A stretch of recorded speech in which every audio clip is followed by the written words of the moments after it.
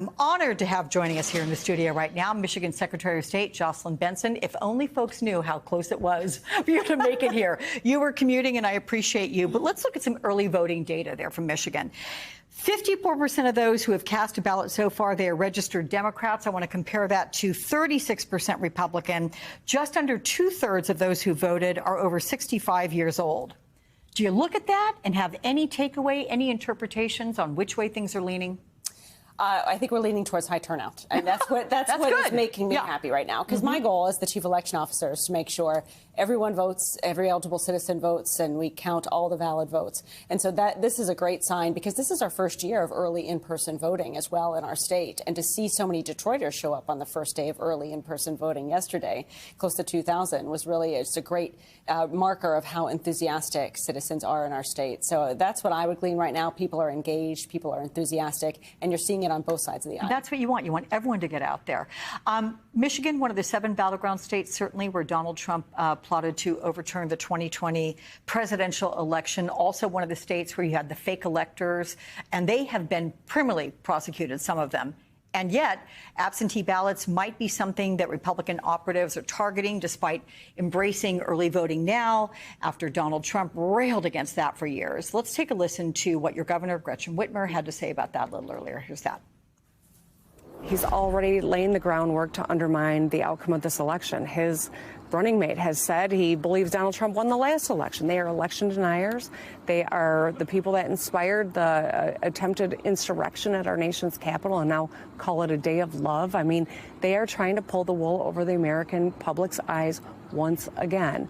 And we're anticipating that they'll continue to try to do that when they lose this election. How are you preparing for attempts to subvert the election? And what about constituents there in Michigan, people who are going to vote and say, look, I'm a little worried about safety, about my security? How are you addressing that? Well, two things. One, we always remember the truth and the law and the facts are on the side of the voters and on the side of democracy. And so that's where we're coming into the arena with, making sure people know the facts about their elections, making sure people know how many layers of security there are. And then when there are threats, drawing a direct line to the misinformation that many bad actors are spreading to the actual threats against election officials and voters. But on that latter part, we've been preparing now for the close to 2-3 years for this moment. And we've been doing de-escalation trainings. We've been partnering with law enforcement. We've passed a law to make it a crime to threaten an election official in their line of work. So we've got a lot in place to protect every citizen and protect every election worker and protect the vote. Okay. I'm going to ask you about something that you shared with me as you were sitting down, that someone globally famous has been literally attacking you by name over the last 20, 30 minutes as you were coming here to this studio. Elon Musk. Yeah. What is that like? It's sad. It's really disappointing, because I would believe we could all be in a place where we agree on facts, we agree on the law, and then we can disagree on policies and things like that. But you shouldn't personally attack an election official because you don't like any laws that they are following. And that's essentially what is happening here.